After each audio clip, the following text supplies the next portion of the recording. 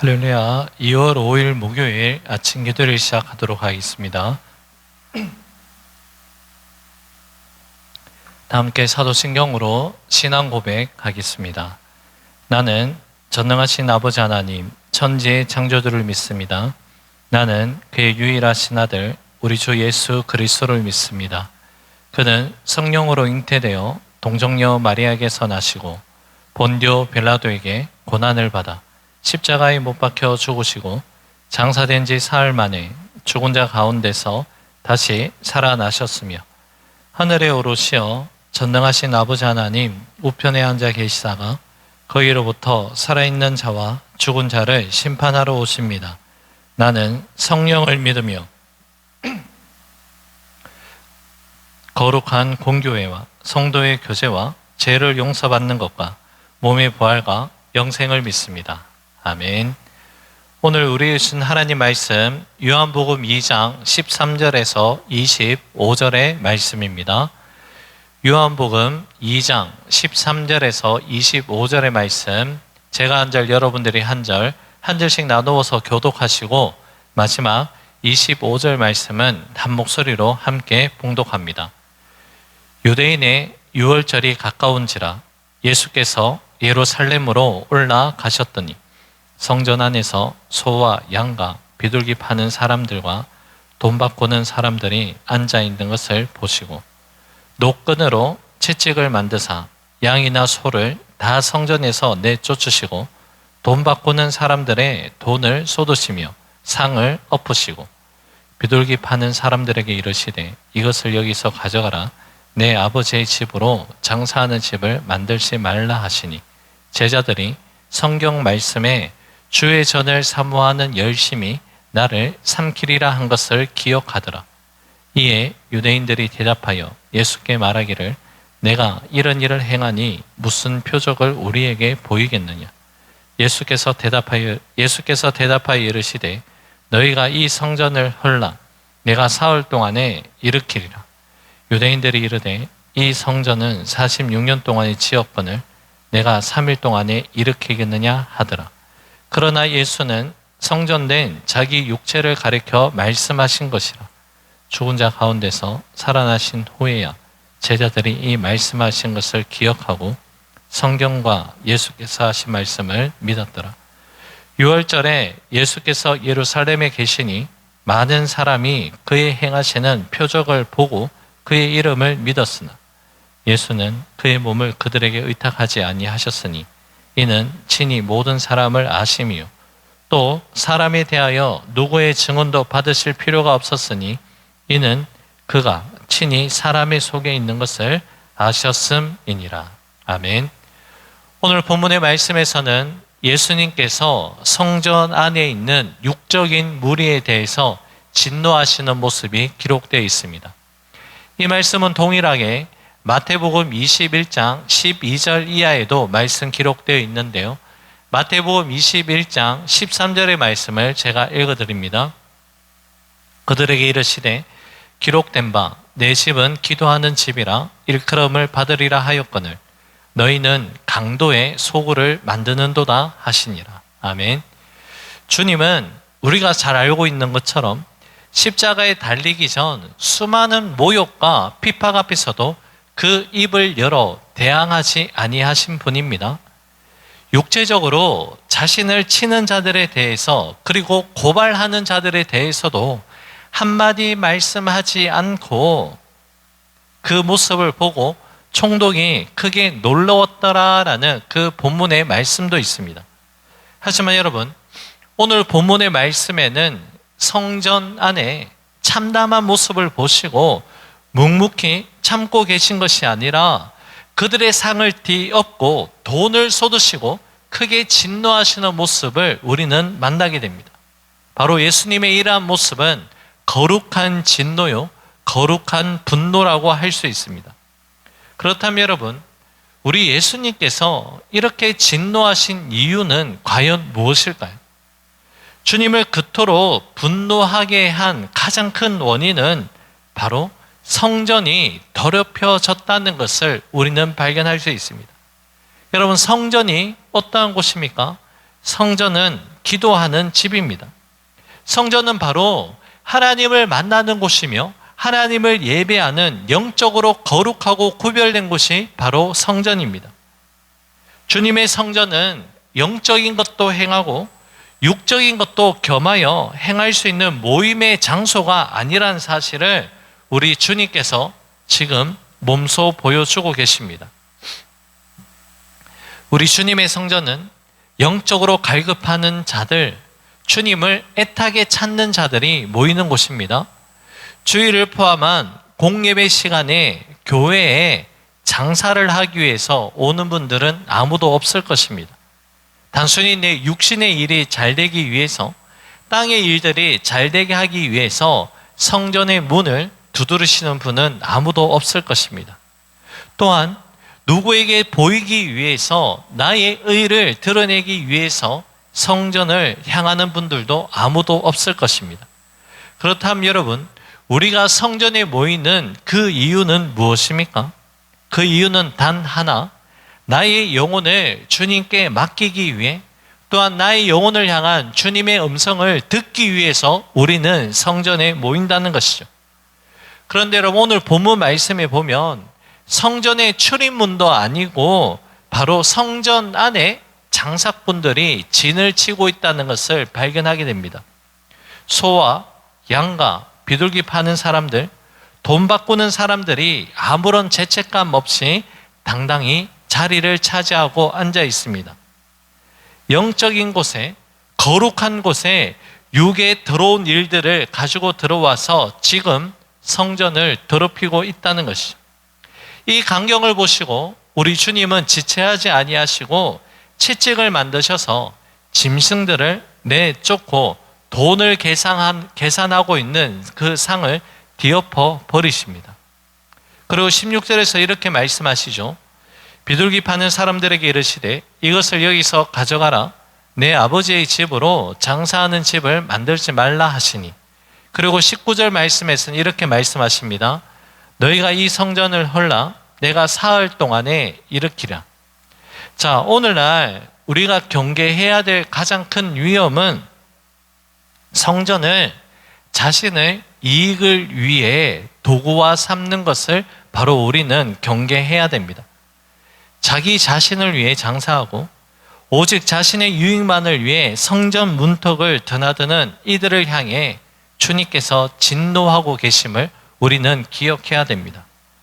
사랑하는 여러분, 하나님이 기뻐하신 성전은 우리의 욕망을 채우는 것이 아니라 오직 하나님의 영광만이 머무는 곳이 바로 거룩한 성전입니다.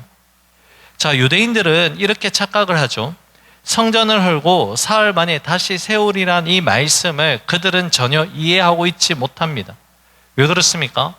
그들은 눈에 보이는 화려한 건물에 집중하고 집착하고 있기 때문이라는 것입니다. 그런데 여러분, 본문 21절은 분명하게 증언하죠. 예수는 성전된 자기 육체를 가리켜 말씀하신 것이라.